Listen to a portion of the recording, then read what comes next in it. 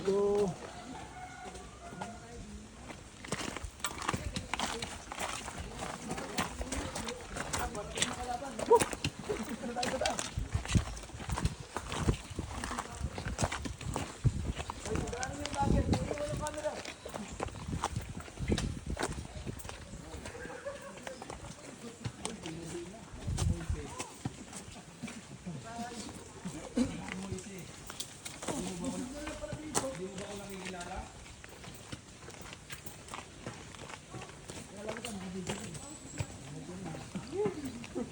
Dito pala ang mini trail.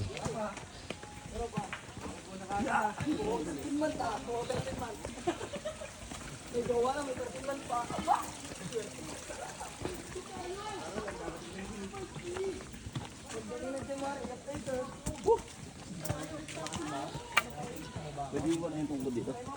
Bakit?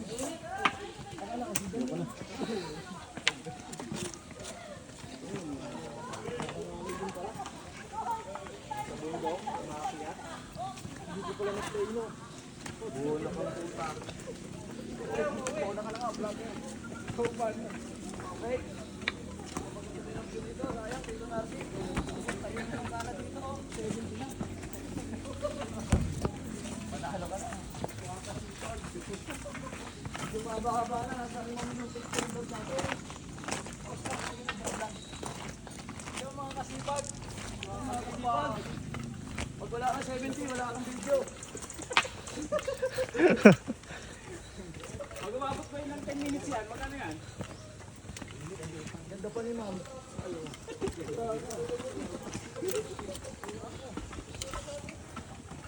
Oh, manghihit na tayo mamaya ha.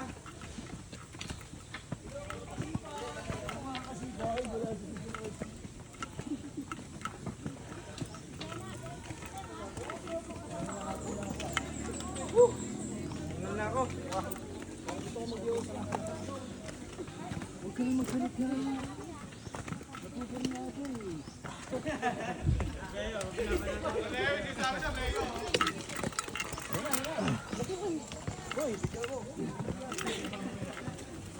Dito na po starting point. Ay, starting pa lang to. Starting point pa lang pala to. Warm up po kayo. Dito na tayo. Isa pa lang yan. Kaya mo miss. Oo. Warm up pa lang. Starting pa lang yun. Umpisa pa lang pala to. Dito na po yung tamang daan. Ito po yung tamang landas. Pwede mong back out. No. Thank you. Asan si Ben?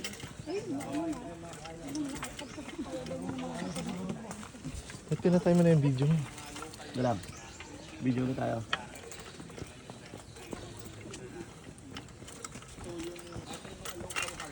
Yan, hello vlog. Welcome to my guys. Nandito na kami ngayon. Malapit na kami.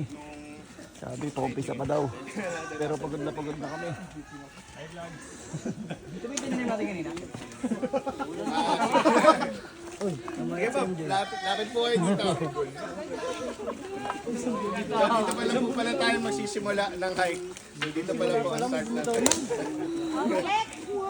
Ngayon pa lang pala magsisimula, may bumitaw na. Guys, mga gusto bumaba, pwede. Okay, so welcome po dito sa start ng ating trail.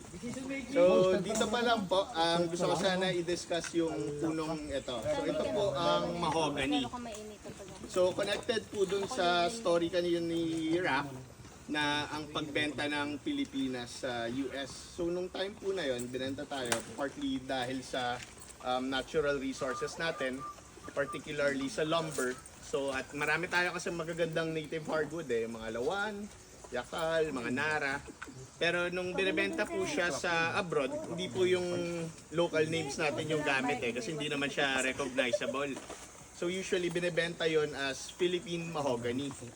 Ngayon naman po, nung naubos na nga siya halos, at naisipan nating mag-reforest uli, ang medyo meron tayong market na thinking So ang inisip natin itanim nun ay mahogany. Kasi ito yung mabenta din talaga abroad Ginagamit nga siya para sa maraming construction o kaya sa mga furniture, ganon. Ang problema nga lang po ay hindi siya native sa atin, sa Pilipinas. So, itong mga mahogany, pagka nandito siya nakatrend sa yung so yung po niya, yung mga dahon po nitong mahogany, pag nahuhulog po siya sa lupain natin, nagiging acidic po siya. Hindi kasi yan compatible sa ating native soil eh. So usually po, pagka ganyan makita nyo sa babaan niya, hirap na hirap tumubo ang ating mga native plants. So yung in extreme cases, tulad nung sa, ewan ko kung familiar kayo dun sa may silent forest sa Bohol, isa po siyang man-made forest na tinanim puro mahogany trees. Kaso ang naging problema naman dun, dahil hindi siya native sa atin, ang mga insekta natin, mga ibon, hindi siya kinikilala. So pag pumunta ka dun sa lugar na yun, kaya siya silent forest kasi biologically dead siya. So walang nakatira doon kundi mahogany. Ang masama din doon sa mahogany, malakas siyang sumipsip ng tubig. So karamihan na nasisira yung lupa natin pagka nagtatanim tayo ng mahogany na ganyan. At worse pa, kunyari, nasa may bandang ilog yung mga mahogany na tinanim, pwede niyang malason yung buong ilog. Kaya nga minsan yung iba, yung mahogany, ginagamit yung dahon niya pampalaglag eh. Kasi acidic yan eh. So yung tinatawag nating property na gano'n, ang bata. Constipation. Palaglag ng constipation. Kala ko sahod eh. So yung may tinatawag kasi tayong allelopathic properties ng puno, meaning meron siyang special chemical properties, usually pampatay yun ng competition at para matulungan yung puno na tumubo. Ngayon, sa kanyang native habitat naman, okay lang yun kasi compatible siya sa soil yun eh. Usually yun magpro-provide siya ng proper nutrients. Pero sa atin, dito sa tropical natin, hindi siya compatible. So yun yung naging masama kasi nung time na yun, hindi naman natin alam eh. Naisip lang natin, basta tanim tayo ng puno, okay yun. Lalo na mahogany kasi bebenta yan eh. Pero yun nga, nung lumaki na siya, bigla napansin, ay, laking problema pala. So ngayon, isa siyang malaking challenge para sa mga reforestation projects. Kasi yun nga, poisoned na usually ang lupa ng mahogany pagka sobrang dami na. Dito medyo nakalaban pa kasi karamihan pa rin na nandito. Marami pa rin tayong native na mga puno. So nakakapaglaban pa siya. Pero yun nga lang, dito sa paananan niya, usually nahihirapan tumubo ang ibang mga puno. So ayun lang, pagdating sa mga reforestation projects, iniingatan na natin na siguraduhin yung huwag tayo magtatanim ng mahogany. Kaya importante, native lagi ang ating tatanim na puno. Saan siyang country? Central America. So usually, iba talaga ang lupa nila doon eh. At yun, para sa kanila, kailangan yun ng lupa nila. Pero yun nga lang, hindi siya compatible sa atin. Kaya yun lang, importante lang ma-distinguish natin ang halaga ng mga native natin na biodiversity. Sir, anong mga puno ang pwede natin itanim na yung dahon niya ay magiging fertilizer? Yung mga ganun po, yung Benta na ni Boss Greg. Nara, lapis, lawan. Maganda rin soil building plants usually. O kaya, pag gusto niya agroforestry, pwede ang cashew. Usually ang mga legumes ang magandang kasi yun yung meron silang host na nitrogen fixing bacteria sa root system nila. Kaya usually kahit kami, pag nagre-reforest kami, iniisip lagi namin kung anong pioneer species sa lugar. So dapat importante makabuild ng soil at makakatulong magpatubo ng mga ibang mas sensitive naman na halaman. Ayun lang po. So, ngayon po, tutuloy na po tayo. So ito po, again, ang start ng ating trail. Paakit na po tayo.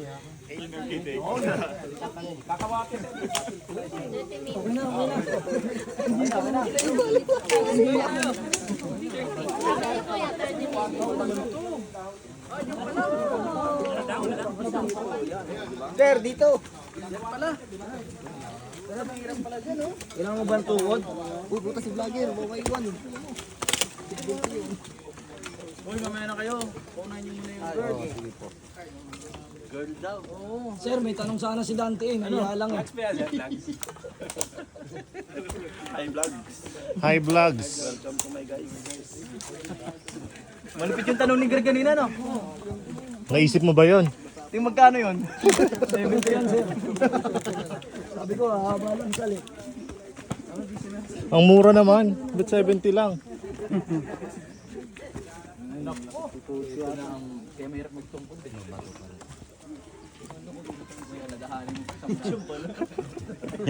Kuya nga, kala ko may ano.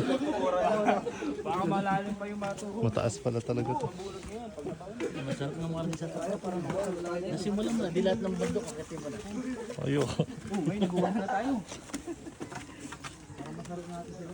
Masarap ba? Masarap ba? Nakakalaglag pala yung ano, dahon. Alam mo na, mag-uwi ka. Nga eh, para mawala yung tiyan ko eh. Lalaglag ko na to eh. Kailangan pala, dalawa din ito. Okay, kailangan mo nga ng kahoy dito. Dapat 3 paa mo. Kailangan ng... Oo. 3 dapat paa mo.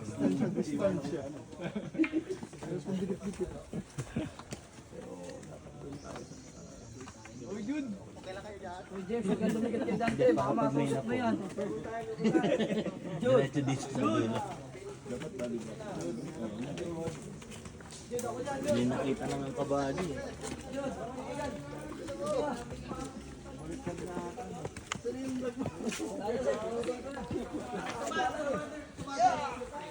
Ba't mo pinatay yung video mo? Nandito tayo sa pinakamagandang part.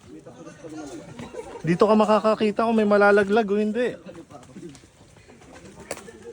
Tapos yung nagbibideo yung nalaglag. Nanginginig ah. Nanginginig.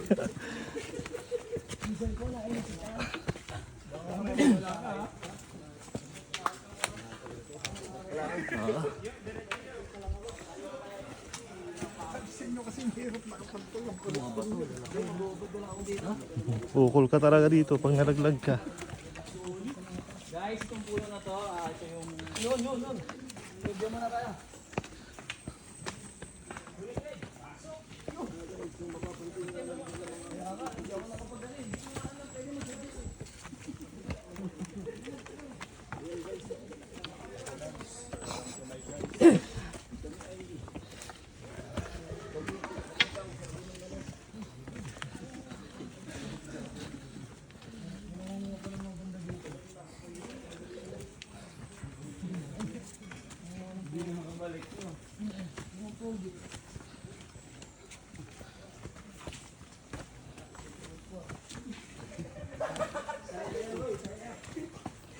Ano yung pulutan natin kagabi ha?